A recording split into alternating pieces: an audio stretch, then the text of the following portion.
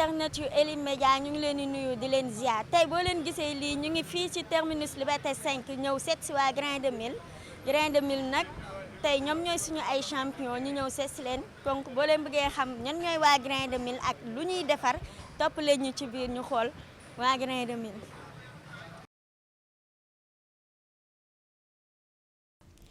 Grain de Mille di entreprise de fabrication et de commercialisation de céréales Mamadou Lamine Bey di yëngu ci wàllum restauration mu dalal ñu. Grain de Mille di yëngu ci lépp luy sokkeekoo ci dugub lu ci mel ni laax fonde caakri beñe dugub. ngir favoriser emploi des jeunes tax na seeni produits ay ndaw di leen ko livrer fépp ci Dakar.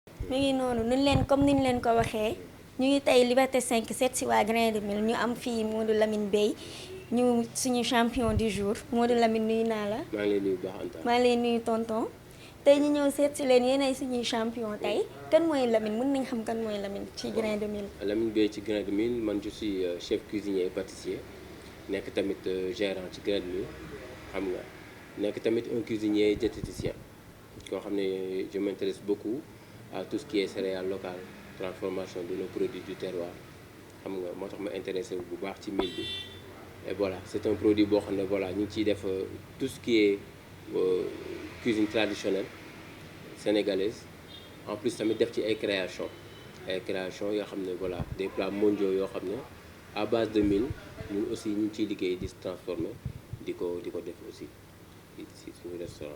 macha allah lu mel ni nag caakiri fonde laax beñe jigéen lañ ko xamee woon tey ñu ñëw fii góor ñu gis góor ñi ñu koy def. si lan moo leen motiver ba ngeen choisir métier bi.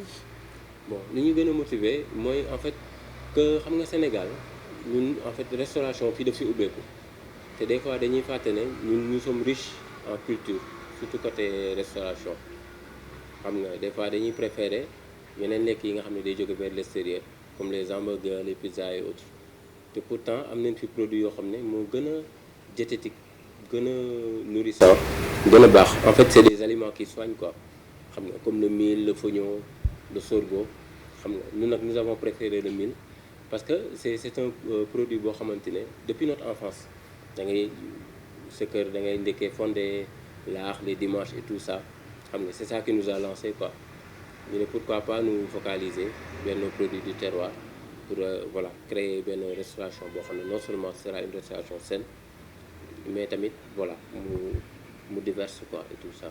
macha allah mais liggéey bi est-ce que yomb na est-ce que da nga def formation bi wala dafa nekk lu la neex rek nga dugg ci. bon comme tous les travails du monde aucun travail est facile. Mais comme je disais rek c'est l'amour qui nous a lancé quoi quand tu fais quelque chose que tu aimes moom franchement tu t'investis à fond ngay def ay recherches def ay découvertes di initier c'est ça donc métti na méttiwul def naa formation cuisine dans une école de cuisine française bu nekkoon fii nii en ville à la rue Ouagane Diouf école de perfectionnement et d'initiation en art culinaire xam nga mais ce que je fais là actuellement nii mun naa ne c'est plus que ça parce que je suis passé de cuisinier à cuisinier diététicien waaw loolu noonu beneen volet la quoi c'est des trucs qui s'apprend pas en Afrique mais comme li ma la wax rek ça nous aide à transformer tout ce qui est comme tey jii vous voyez le dugub nous les Sénégalais xam nañ ci beignet caakri ngalax fondé et autres mais imagine on te fait des cakes en dugub crêpes en dugub gis nga pourquoi pas des raviolis en dugub et tout ça risotto en dugub donc suñu cuisine voilà day dem ba toucher fépp ci voilà ci cuisine du monde quoi. macha allah Grain de Mille moom chapeau man mi ko ñam xam naa ko ndax maa ngi dëkk nii à côté te Lamine xam naa ni Grain de Mille liggéey bi sell na set na hygiène bi. tout ça. nan lay demee. hygiène bi moom je vais vous passer à Jean-Marie Cardo parce que nous avons le certificat de salubrité te loolu noonu c'est pas facile en restauration waaw faudrait que nga def restauration xam ko xam ne que c'est un travail capital très capital joxe lekk mun naa ne risque la sax. waaw foog nga xam bu baax li ngay liggéey. pour waaw mun ngaa engagé. looloo tax ñu engagé wu ci lii donc xam nañ lu ñuy def quoi waaw c'est pas duñu ay juste des personnes voilà quoi on est puriste dans ce que nous faisons qui est la cuisine mais je pense monsieur Cardo comme ça moom il vous expliquera tout ce qui est d'accord voilà donc part et tout ça. Donc Jean-Marie Cardo, moi je suis pas un spécialiste en cuisine, je suis un consultant en organisation d'entreprise, en management, en gestion de programme, de projet. Et là, le propriétaire, Ibrahim Fall, m'a sollicité pour que je puisse venir aider à développer son affaire et surtout à formaliser.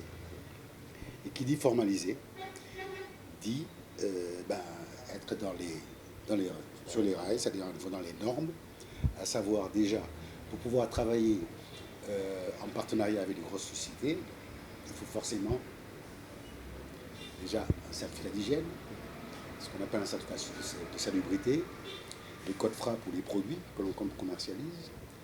Supposons que je crée, que nous ayons un contrat avec des chaînes de supermarchés comme Carrefour, Auchan, etc. Il faut systématiquement que les produits que nous proposons aient le code FRA. Le code FRA, c'est en fait le produit est apte à être commercialisé. D'accord. Donc j'interviens plutôt sur ce rayon-là, à savoir formaliser, développer et surtout développer le B2B. Parce qu'actuellement, ce que Grain de Mil faisait, c'était essentiellement le B2C, c'est-à-dire en fait la vente aux particuliers. Donc maintenant, c'est-à-dire en fait, on va tendre vers la commercialisation du B2B, c'est-à-dire créer des contrats avec des grosses structures pour la restauration à l'interne de la personnel. Quand je parle de restauration, ça va du petit déjeuner jusqu'au dîner, d'accord. Et donc voilà, c'est à ce niveau-là que j'interviens, surtout.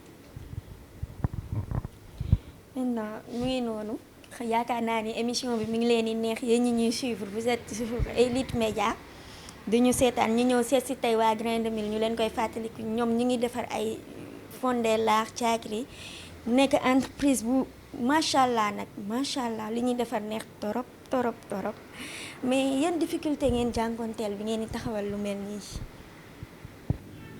Donc voilà, les difficultés que nous avons eues, en premier, c'est l'accessibilité du produit. Parce que, voilà, un céréale comme le mil, ça ne devait pas être difficile à trouver, quoi. Mais le produit est cher. C'est rare aussi. Le bouille est cher. Le tigadege aussi est cher. Et c'est des produits du terroir. C'est bien de chez nous. Donc, comme nous avons privilégié la consommation locale, donc ça devrait être un produit accessible, surtout côté prix. À part ça, tout ce qui était difficile au début pour nous, c'était pour avoir nos papiers, pour être un restaurant, voilà, en bonne et due forme, quoi. Voilà, le papier de restaurant et tout, les déclarations, c'était pas facile. Mais heureusement, voilà, on s'est battu pour l'avoir.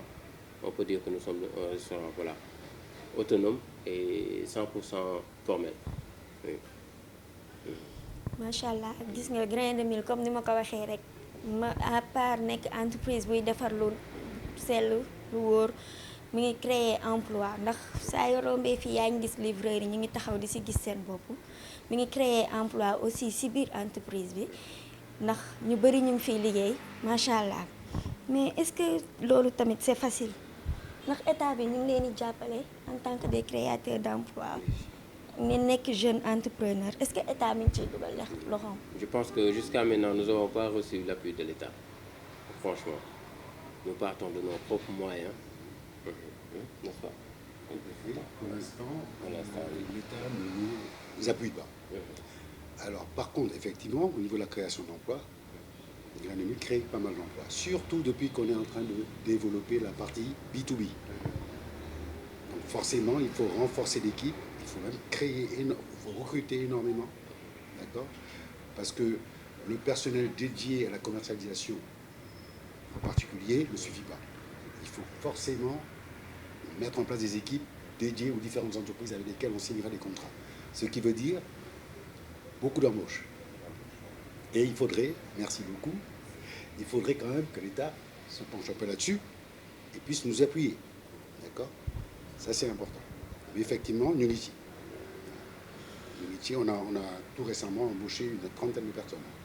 Machallah. Donc c'est vous dire quand même que on participe quand même à l'emploi des jeunes. À l'emploi des jeunes surtout. Et surtout des jeunes qui sortent des écoles de cuisine et d'hôtellerie, qui souvent se retrouvent dépourvus d'emploi, parce qu'il n'y a pas suffisamment, je pense, de restaurants qui embauchent au Sénégal pour l'instant. Mais en tout cas, nous, on est là-dessus. On participe vraiment à ce développement-là. Alors ñoo ko déggandoo mu ngi noonu waa Grain de Mil yaakaar naa nag dañoo dëkk bi dañu jàppalewul ñi jar a jàppale ñi ñoo jar a jàppale parce que ñu ngi créer emploi ñu ngi tax jeunes yi di liggéey mais loolu bu loolu weesoo loo leen di wax jeunes yi parce que yaakaar naa ku nekk tamit war nga mën a am loo mën a defal sa bopp nekk entrepreneur et tout ça ban conseil nga mën a jox jeunes yi. Les jeunes, oui. Ce que je peux leur conseiller, c'est d'abord oser. Déjà, on a des idées, il faut oser. Et ensuite, ne pas hésiter à être accompagné par les gens expérimentés. Par exemple, M. Fall qui a fait appel à moi, effectivement, je suis consultant, j'étais à l'étranger, j'étais en Europe, hein, c'est pas ici que j'ai démarré. Effectivement, le fait qu'il m'appelle, c'est pour vraiment venir étoffer l'organisation qu'il avait déjà mis en place. Et comme je vais me répéter, formaliser absolument la structure. Donc il ne faut pas que le jeune hésite à créer, il faut oser créer et ensuite se faire accompagner. Voilà le conseil que je donne. Machallah, Lamine loo si wax. C'est que si j'ai un conseil à donner aux jeunes, c'est que voilà, comme il y avait une phrase de Paul Kagame qui disait que travailler jusqu'à ce que ça fasse mal, parce que la pauvreté fait plus mal encore. Et ça, c'est une phrase très importante que voilà, ça m'a parlé quoi. Ouais, donc il faut qu'ils se battent et qu'ils se disent que voilà, que la vie ça n'attend pas que ça se fasse quoi. Il faudrait qu'ils se battent, qu'ils partent à l'école, qu'ils apprennent, qu'ils aient des idées et qu'ils aient du courage aussi. Plus que ñu wax ci mil ci céréales bi nii quoi. Waaw. Parce qu'en fait c'est un céréale complet riche en vitamine B. xam nga man mun naa ne céréale mënu ko fii ci Sénégal ci luy sax fii suñu dëkk quoi. xam nga ça facilite le transit, ça aide aussi c'est riche en fibres, c'est riche en vitamine C aussi, voilà, en potassium, en phosphore. Donc nit yi voilà man je vous préconise de manger du mil, que ça soit le ndekki au lieu de manger le pain bi nga xam ne c'est du blé enrichi comme ni ñu koy waxee du blé blanchi. Donc le mil mu nekk un céréale complet boo xamante ne c'est 100% naturel waaw donc loolu daal laa bëggoon wax ci kontaan seen ñëw bi et je vous remercie beaucoup. Merci. waaw di leen wax à bientôt merci. Tonton. Je ne vais pas compléter, c'est là en fait, lu ma constaté mooy les Sénégalais sont très friands de beignets dugub pour seen ndekki. On a énormément de commandes, on est débordé. Ils préfèrent largement le pain, d'après ce que j'ai constaté. Le pain, pour l'instant, on ne fait pas de pain à base de pain de mil, mais ils préfèrent largement commander des beignets pour Sendeki que le pain, à base de blé, hein, on va dire. Donc, on est très très coté sur le marché pour Ndeki. D'accord. Mais livraison yi ban zone lay gën a doxee ak ñan ngeen di gën a livrer. Livraison yi zone yi je prendrai beaucoup la zone des Maristes, la zone des Almadies et beaucoup le secteur médical. Il y a beaucoup de personnel qui travaille dans le secteur médical qui commandent leur petit déjeuner. En général, c'est des beignets. D'accord. Et aussi dans les cliniques, les femmes qui viennent d'accoucher, convalescentes, commandent énormément de fondé, rouille, beignets dougou, lard, c'est-à-dire en fait c'est sec, c'est ce qu'elles prennent au petit déjeuner. Donc c'est la majorité de notre clientèle le matin, c'est dans le secteur médical. Mais il y a des zones très huppées où les clients commandent énormément, comme je disais tout à l'heure, les Almadies, les Maristes, Virage, Yoff, etc., etc. Beaucoup cité Keur Gorgui. On a une très forte clientèle à cité Keur Gorgui, vous voyez un peu. Machallah. Entre autres Sonko, qui commandait ici, qui venait acheter ici ses beignets. Donc voilà. Aïcha mi ngi noonu comme niñ ko waxee rek dégg nañ conseil bu baax nañ daw si jël si dugub bi ak fonde beeg laax beeg yooyu caakri bi moo gën ñu bàyyi mburu mi tuuti xam naa géyeen yeeg sekkeen yi loolu duñ ko mën a dégg ndax mburu rek la ñuy bëgg ñuy kontaan bu baax ci waa Grain de Mil ci accueil bi di kontaan aussi si sama équipe technique El Hadj Maktar ak Diaw ñoom ñoo nekk ci ginnaaw ba lépp luy baax Grain de Mil nag ku fi bëgg a ñëw boo ñëwee ba terminus Liberté 5 foo laajte Grain de Mil doo réer macha allah daanaka nekkatul sax lu ñuy présenté mi ngi noonu émission yéen a ngi woon ci Elite Média à la découverte d'un champion ñuy kontaan bu baax di leen jox rendez-vous ci beneen découverte beneen champion. À la prochaine. Merci beaucoup.